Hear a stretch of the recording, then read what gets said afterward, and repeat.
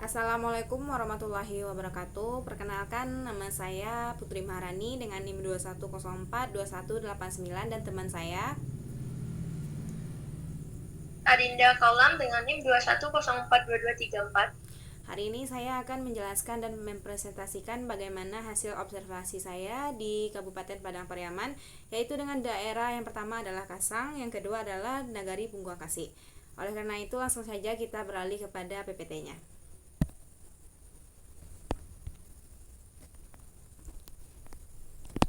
Pertama, kita akan membahas bagaimana tinjauan pustaka dari penelitian yang kami lakukan pada tempo hari beberapa hari yang lalu. Yaitu kami mengambil 4 penelitian. Yang pertama adalah kepemimpinan, pelayanan, pembangunan, dan pemberdayaan. Lanjut.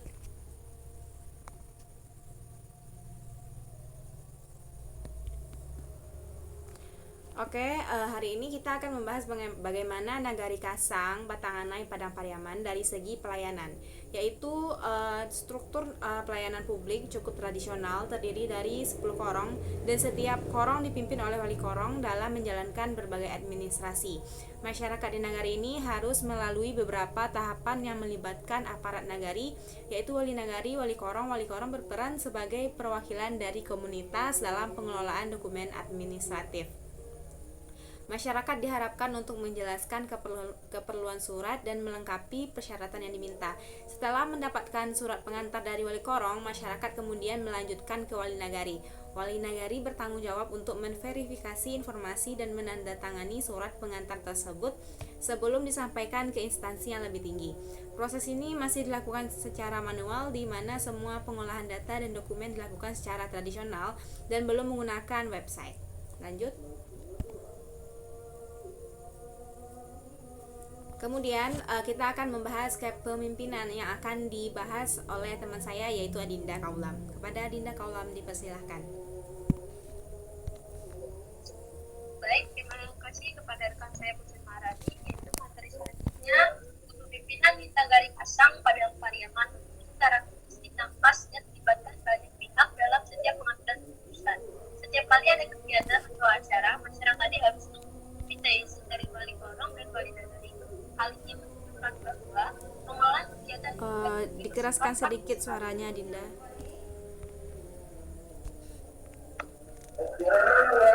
Di mana semua elemen masyarakat terlibat. Wali korong bertanggung jawab atas wilayah masing-masing, dan mereka harus memastikan bahwa semua kegiatan berjalan sesuai dengan norma dan adat yang berlaku.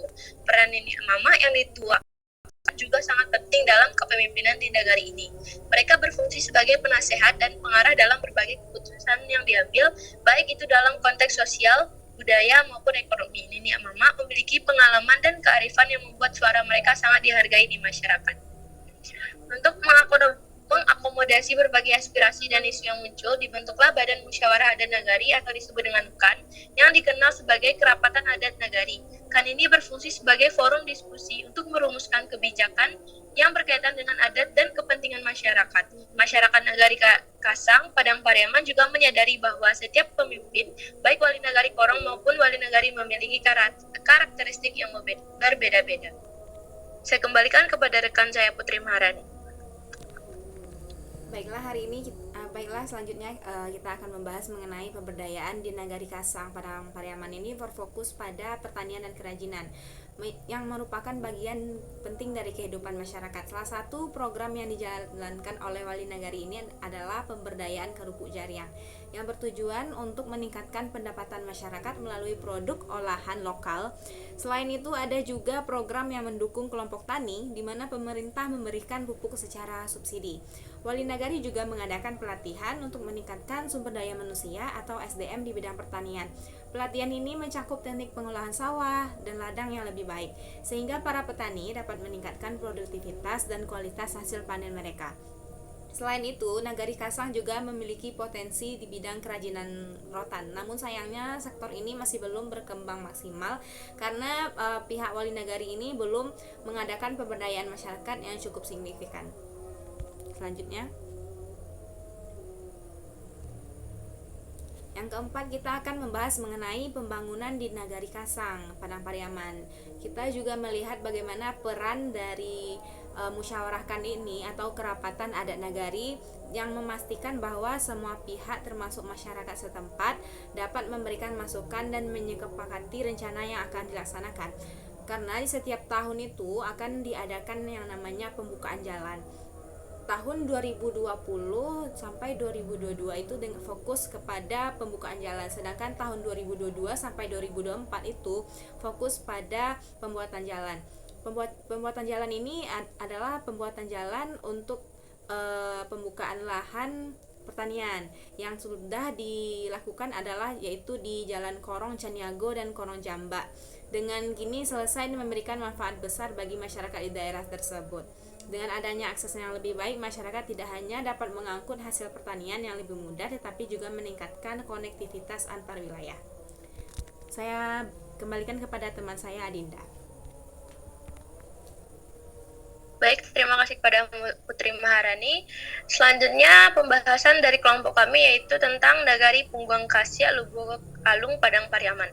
Yang pertama yaitu kepemimpinan yang dilakukan di Nagari Punggung Kasya dengan cara sangat demokratis. Setiap keputusan penting diambil melalui musyawarah yang melibatkan berbagai pihak, mulai dari perangkat nagari, wali nagari, tokoh agama seperti Buya dan Ustadz, sehingga Niniak Mamak dan masyarakat mereka berkumpul bersama untuk berdiskusi untuk mencapai kesepakatan dalam pengambilan keputusan.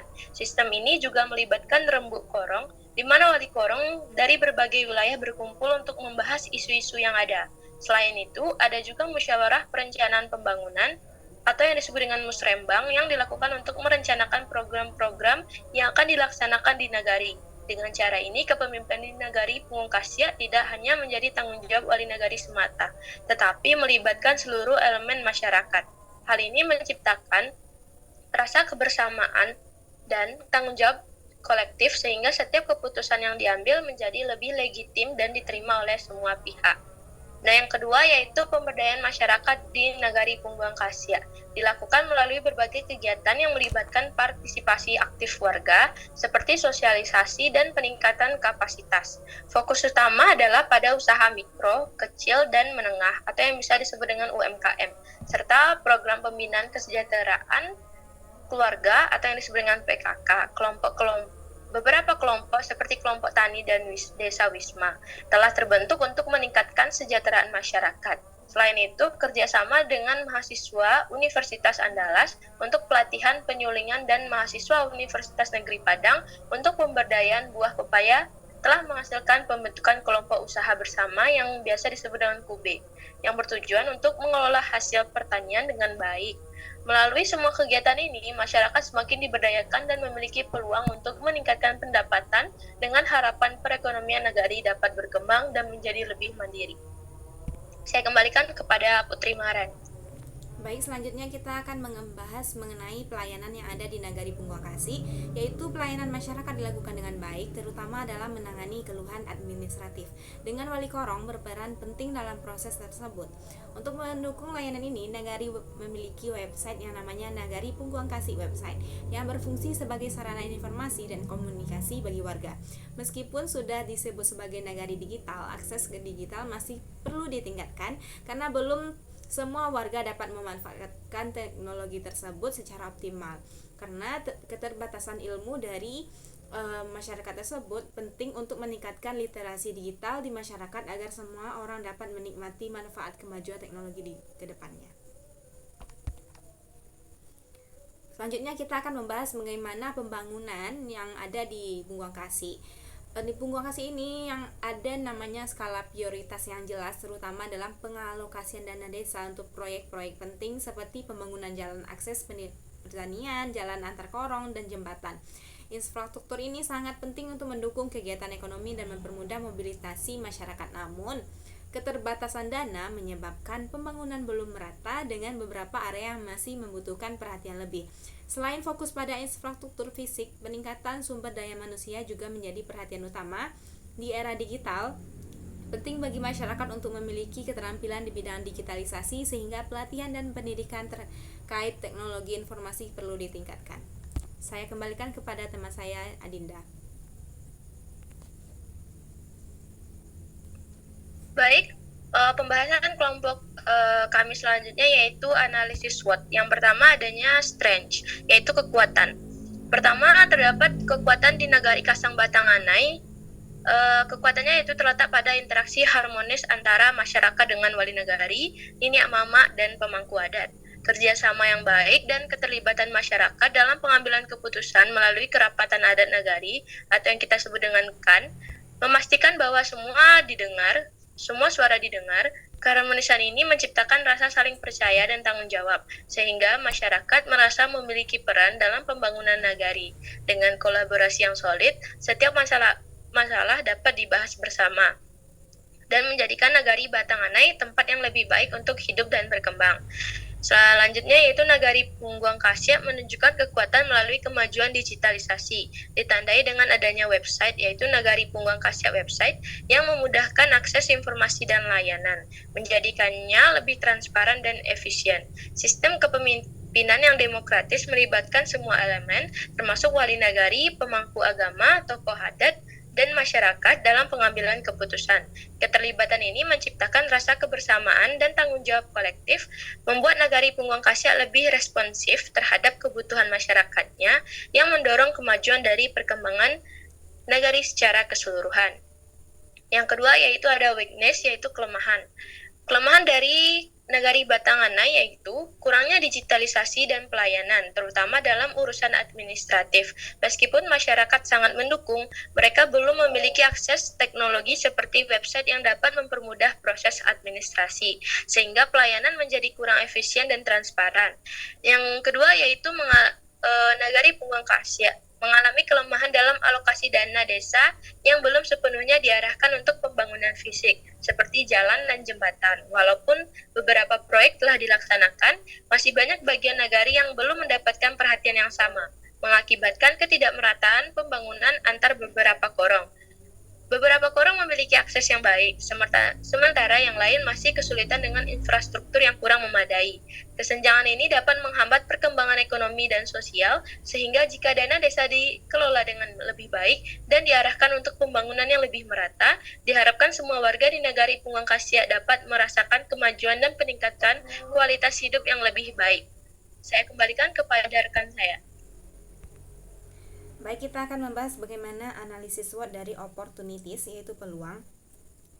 Nagari Kasang Batanganai memiliki peluang besar di sektor pertanian yang komoditas dan ladang yang subur, yang memungkinkan produk hasil pertanian berkualitas. Dukungan pemerintah nagari seperti subsidi pupuk dan program pemberdayaan masyarakat yang mengajarkan penggunaan alat pertanian modern sangat membantu petani dalam meningkatkan hasil panen dan efisiensi kerja.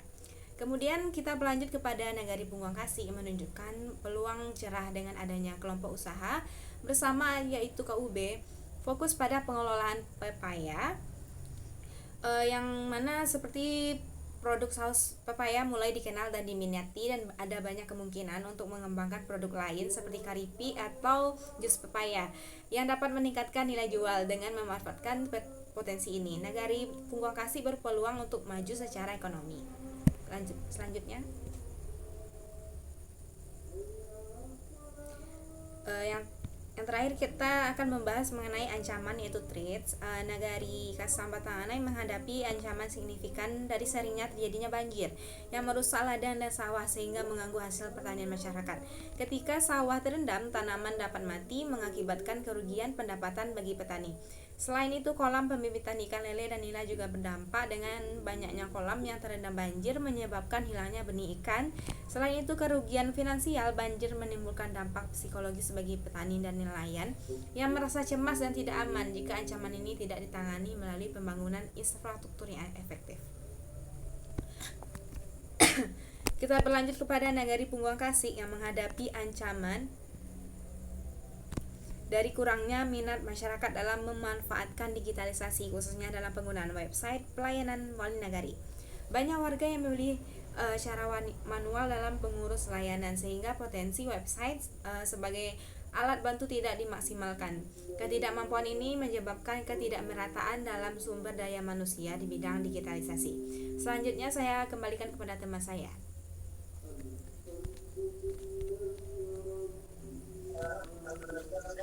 Nah, setelah pemaparan dari saya dan rekan saya tadi, dapat kami tarik kesimpulan yaitu Nagari Punggung Kasih dan Nagari Kasang menunjukkan potensi dan tantangan yang berbeda. Di Nagari Punggung Kasih, kekuatan terletak pada kemajuan digitalisasi dan sistem kepemimpinan demokratis yang melibatkan banyak elemen masyarakat. Namun, kelemahan dalam alokasi dana desa untuk pembangunan fisik yang merata masih menjadi kendala. Peluang untuk pengembangan ekonomi melalui produk olahan pepaya dan kelompok usaha bernama Kube sangat menjanjikan, tetapi ancaman berupa kurangnya minat masyarakat terhadap digitalisasi dapat mengancam keberlangsungan sebagai nagari digital. Sementara itu, Nagari Kasang memiliki peluang besar di sektor pertanian berkat dukungan pemerintah, tetapi menghadapi ancaman serius dari banjir yang merusak ladang dan kolam perikanan, keduanya menunjukkan bahwa keberhasilan pembangunan nagari sangat bergantung pada kolaborasi antara pemerintah, masyarakat, dan penggunaan teknologi yang tepat untuk mengatasi tantangan yang ada. Dengan upaya yang fokus dan kerjasama yang kuat, kedua nagari dapat mencapai kemajuan yang berkelanjutan dan meningkatkan kesejahteraan masyarakat. Saya kembalikan kepada rekan saya. Hanya itu presentasi kayak saya hari ini dengan teman saya Dinda Kaulam. Saya ucapkan terima kasih. Wassalamualaikum warahmatullahi wabarakatuh. Mohon maaf, Putri Marani belum dibuka Oh, mikrofonnya. Oke, terima kasih ya Dinda. Hanya itu presentasi dari saya dan teman saya mengenai Nagari Punggung Kasih dan juga Nagari Kasang. Oleh karena itu saya ucapkan terima kasih dan wassalamualaikum warahmatullahi wabarakatuh.